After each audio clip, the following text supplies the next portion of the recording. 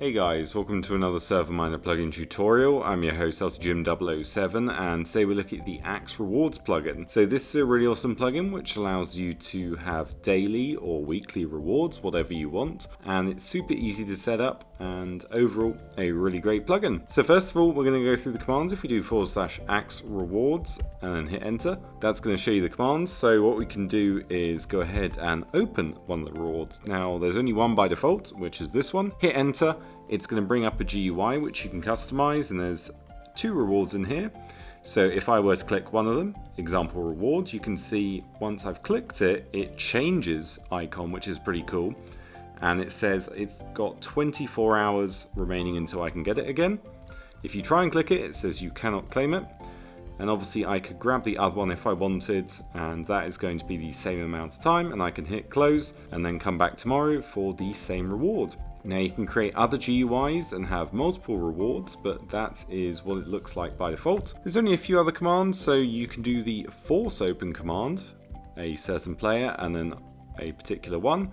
Obviously I've already used this one. There is the reload command if you've changed anything in the config file, the reset command, so if I do that for myself, and then the force open command, that will allow me to reclaim these two. It resets the cooldown. That is what it looks like in-game. So let's head over to the config file and see how we can edit stuff over there. So here we are in the SMPitney control panel, and as you can see there's a few YML files, a couple folders.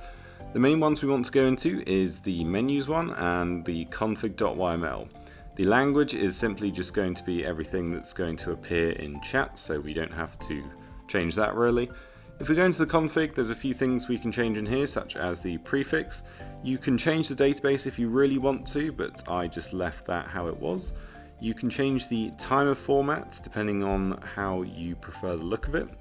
We've got the command aliases, so if you want to shorten it, maybe you can go ahead and create a shorter alias if you want. Now the main place we want to go is into menus, and this is where we find default.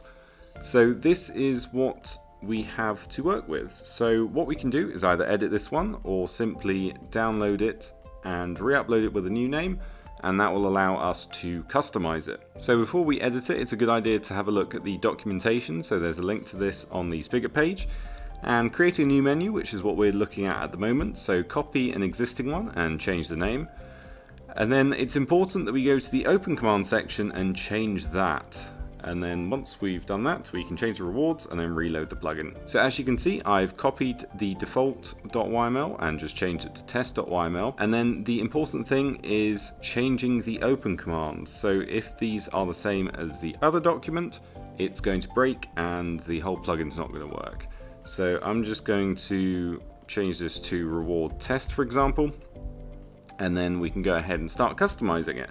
So you can change the amount of rows it has, for example, 1 to 6. And then down here, we can customize the slots. So you can see here is the first one in slot 11.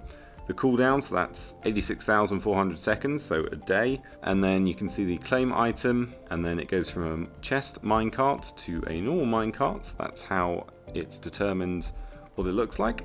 And then you can obviously change the names and lore pretty easily. And then if you want permissions, it will look pretty much identical unless you don't have permission, and then it's going to show the barrier icon.